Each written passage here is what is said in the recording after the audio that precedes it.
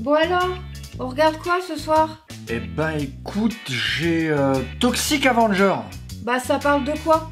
D'un jeune qui se fait bolos par des mecs, qui l'habillent en tutu rose, qui le jettent dans une cuve de produits toxiques. Du coup il mute et il veut se venger en tuant des gens avec un balai. T'as rien d'autre? Si, j'ai Cannibal de Musical. Alors j'ai déjà une vague idée, mais ça parle de quoi? Alors c'est une comédie musicale western gore sur une tribu de cannibales. Je cherche autre chose. S'il te plaît. Ah sinon j'ai Poltergeist. Poltergeist? Poltergeist. J'ai peur de demander. Ça parle de quoi? Alors c'est une chaîne de restauration rapide en fait qui a construit ses restos sur un ancien cimetière indien.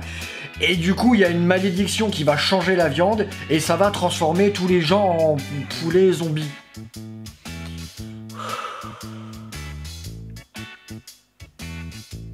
Bon, je vais me coucher. Non mais t'es difficile aussi. Pardon? Non mais c'est difficile aussi. De quoi? De trouver un film qui va te plaire. Ah bah excuse-moi de pas avoir envie de regarder des films avec des hommes poulets zombies aussi. Bah sinon j'ai Captain Orgasmo. Je te déteste.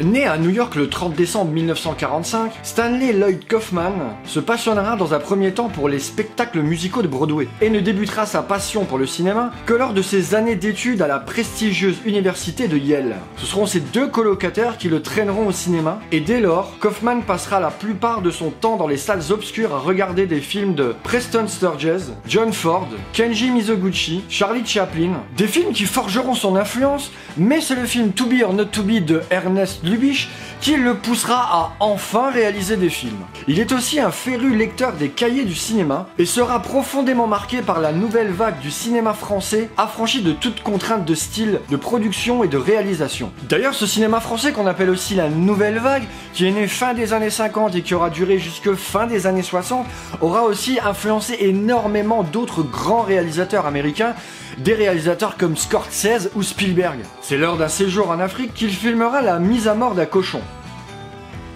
Ok, Kaufman en fera un film de 15 minutes. 15 minutes de cris malaisants et de gore réel. Voilà, ça te pose tout de suite l'état d'esprit du mec là. Il montrera ce film à un public test composé de sa famille qui ne réagira pas forcément bien aux images qu'elles verront et confirmera les intentions de ce futur réalisateur en herbe. Mais sans le savoir, il venait de signer les débuts du style Troma. Lors de sa dernière année d'université, deux opportunités s'offrirent à lui. Soit il travaillait dans une production prestigieuse avec Barbara Streisand, soit intégrer les rangs de Cannon Group. Donc pour faire son choix, il a fait ce que n'importe quelle autre personne ferait à sa place. Il a pris du LSD. Alors, t'as fait ton choix? Ben franchement, je sais pas, j'hésite encore. Attends, je reviens. A few minutes later. Alors? Je vais bosser pour Cannon Group. Ok, cool. Mais d'abord, avance la calèche et moi je vais chercher le micro-ondes.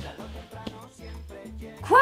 Il y rencontrera le producteur-réalisateur John J. Avildsen, qui le fera travailler sur des films comme Joe, La fièvre du samedi soir ou Rocky. Donc d'entrée de jeu, le mec il a travaillé sur des dingueries. Ce sera sa façon à lui d'apprendre le cinéma sur le tas. Auparavant, il aura réalisé en 1969 son premier long métrage, The Girl Who Returned, une comédie satirique et sexy se déroulant dans un univers où les hommes et les femmes vivent en communautés séparées et ne se retrouvent qu'une fois par an pour les Olympiades. Voilà, donc tu sais que le mec voulait tout de suite travailler sur des trucs bien barré. De cet opus tourné à la Bolex et sans le son pour seulement 2000 $, Lloyd Kaufman tire deux enseignements essentiels. Une actrice à la forte poitrine sur l'affiche attire clairement les foules, et une fois que les spectateurs ont payé, ils ne se plaindront pas quelle que soit la qualité du film. Au moins le message est clair. En 1974, Lloyd Kaufman décide de fonder la firme Troma avec Michael Ayers, un camarade de Yale, qui réalisera le film qui fera ce que Troma va devenir, mais on en reparlera un peu plus tard. Les deux hommes comprennent très vite que le mélange sexe-slapstick pourrait être une entreprise extrêmement rentable. Et pour ceux qui l'ignorent, slapstick est un terme anglophone utilisé pour décrire un genre comique spécifique qui se caractérise par l'utilisation d'actions physiques exagérées, de chutes ou de situations burlesques. Squeeze play. Bom, bom, bom, ram-a-lam, ding dong, ram-a-lam, ding ding dong. Waitress, Waitress. If you've ever worked in a restaurant, you must see this movie. She's alive! I know what's wrong and what's right. Stuck on You, This is a movie dedicated to young lovers everywhere. I'm cool, not a fool. I'm the best there is. When I walk down the street, nobody else exists. If I'm at a party, that's the This is a movie about young kids in love. Their ups and their downs. The First Turn On, The first turn-on's about young boys. The first turn-on's about young girls. des titres évocateurs au contenu gras mais terriblement divertissant où des pointures comme Kevin Costner ou Vincent D'Onofrio firent parfois leur début, mais pas forcément par choix. Kaufman et Hertz misent tout sur des petits budgets et un marketing aussi drôle qu'offensif. En 1980, Lloyd Kaufman coproduit Nimitz Retour vers l'enfer, un grand classique du cinéma américain, mais en dépit d'une belle rencontre avec Kirk et Peter Douglas, Kaufman prendra la décision de ne plus jamais travailler avec des studios hollywoodiens. Et ça peut se comprendre. Les années Reagan auront de graves conséquences sur l'industrie du cinéma, puisqu'elles signeront la fin des circuits de distribution réellement indépendants. Les conséquences pour Troma seront qu'ils auront de plus en plus de mal à faire aboutir leurs films dans les salles de cinéma. Désormais marié, Lloyd Kaufman constate par ailleurs avec dégoût les excès irresponsables de la société de consommation. Tandis que les principales compagnies alimentaires inondent les villes de leurs déchets non biodégradables, les plus riches se bourrent de vitamines et s'occupent de leur corps alors que la planète se meurt à petit feu. Et on ressentira clairement tout ce dégoût qu'il peut ressentir dans la majorité des bases d'histoire de ces films. Dans ces années-là, le genre qui fonctionne le plus c'était la comédie, mais Lloyd Kaufman, qui croit au mélange des genres, souhaite y adjoindre quelque chose de plus corsé. C'est en réaction à la lecture d'un article proclamant la mort des films d'horreur que Lloyd Kaufman a eu le déclic et choisit une direction précise de ligne éditoriale que devra suivre Troma et ne s'en détournera plus. Il combinera comédie, gore, sexe, vomi, le tout obligatoirement fait avec le système D. Ainsi de même que son précurseur Roger Corman a inventé la comédie d'horreur avec des films comme A Bucket of Blood ou La Petite Boutique des Horreurs, Lloyd Kaufman étrenne le genre crétin mais jouissif du slapstick gore. C'est ainsi qu'ils créèrent le film Toxic Avenger, réalisé par Michael Hertz, le fameux film qui fera de Troma ce qu'est Troma. Tourné entre 1983 et 1984, le film ne sortira qu'en 1985. Lloyd Kaufman et Michael Hertz peinent à distribuer les aventures du premier super-héros du New Jersey. Ah bah pas facile de vendre un film où ton héros est un mutant en tutu rose qui se venge en tuant avec un balai. Ce sera finalement une exploitante de Greenwich Village qui acceptera de projeter le film. À la grande surprise de nos deux compères, les séances feront salle comble et de fil en aiguille, Toxic Avenger sera finalement diffusé dans 2000 salles. Une projection tapageuse au marché du film qu'un mois plus tard, la machine Troma gagne sa vitesse de croisière. Les productions se multiplient et leur catalogue s'agrandit. À savoir qu'aujourd'hui le catalogue Troma compte plus de 1000 films. Sur le tournage de Tromazoir, ces conditions de production spartiates rencontrent leur première limite humaine. James Gunn, réalisateur d'Horribilis, ayant débuté chez Troma comme co-scénariste de Troméo et Juliette, parle du syndrome de la traumacitis. Une boucle éternelle de lamentation d'une personne exploitée, sous-payée, naviguant à vue dans le chaos. Ça a l'air génial comme boulot. L'année suivante, les conditions de coproduction de Toxic Avenger 2 et 3 impliquent la labellisation R de la censure américaine, ce qui signifie interdit au moins 17 ans non accompagné. Ce qui fit extrêmement plaisir à la Motion Picture Association of America, qui fut trop heureuse de pouvoir charcuter les films Troma. Ah, cette bonne vieille censure américaine. Les années 90 soulignent avec cruauté les difficultés économiques de Troma pour le montage financier et la distribution de ses films. Mais la firme réussira à s'en sortir grâce à deux innovations technologiques, Internet et le support DVD. Grâce à ça, les films de la société Troma toucheront enfin le plus grand nombre et les fans pourront enfin se fédérer et apporter leur pierre à l'édifice en soutenant financièrement ou logistiquement ces projets. Certains d'entre eux vont jusqu'à traverser le monde pour venir apporter un petit coup de main à la dernière production maison en acceptant les conditions d'un tournage Troma. Et v'là les conditions.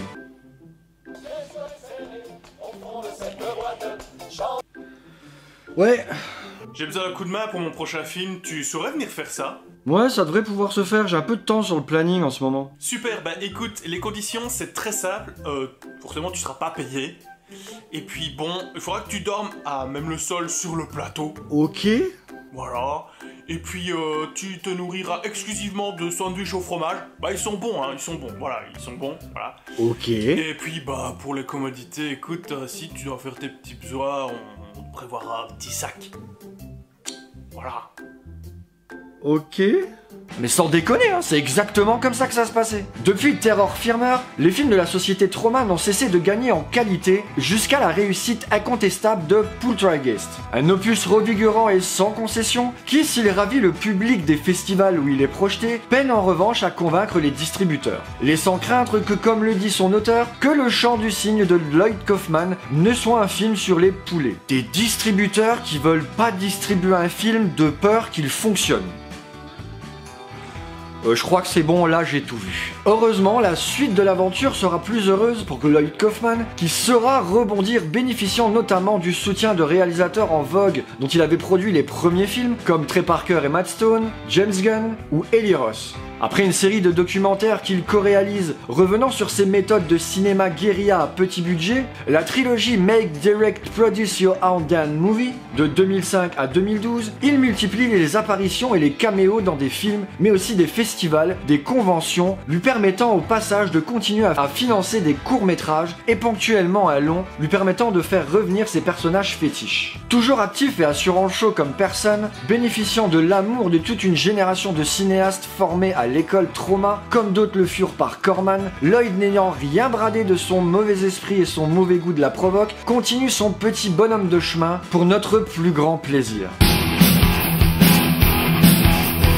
Une société comme Troma aura eu un impact énorme sur l'industrie cinématographique. En plus d'être également célèbre pour son engagement en faveur de la liberté d'expression et de la créativité artistique, la société soutiendra des cinéastes indépendants et résistera à la censure tout au long de son histoire. Des gens entre autres comme Kevin Costner, Vincent D'Onofrio, Corey Feldman, Samuel L. Jackson, James Gunn ou encore Oliver Stone ont pu faire leurs premières armes dans la maison de Kaufman. Au fil des décennies, Troma est devenu une icône du cinéma indépendant et de la contre-culture avec une base de fans dévoués. De nombreux réalisateurs comme Peter Jackson, Quentin Tarantino, Gaspar Noé, Alex de la Iglesia ou encore Takashi Miike reconnaîtront être fortement inspirés par les films de la firme. Excusez-moi du peu quoi. Troma Entertainment continue de produire des films et de défendre la créativité artistique à ce jour. Bien que ces films soient souvent controversés et réfléchis pour leur nature choquante, la société a réussi à maintenir son statut de figure emblématique du cinéma indépendant et d'exploitation. Selon les dires de Kaufman,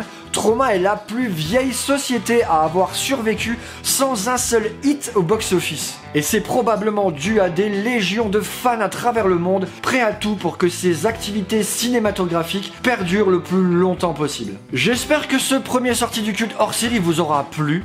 Si vous avez envie que je traite d'autres sujets, acteurs, réalisateurs ou firmes dans des hors-séries, n'hésitez pas à me le dire dans les commentaires. Sinon, pouce bleu, abonnez-vous pour le référencement comme d'habitude, super important.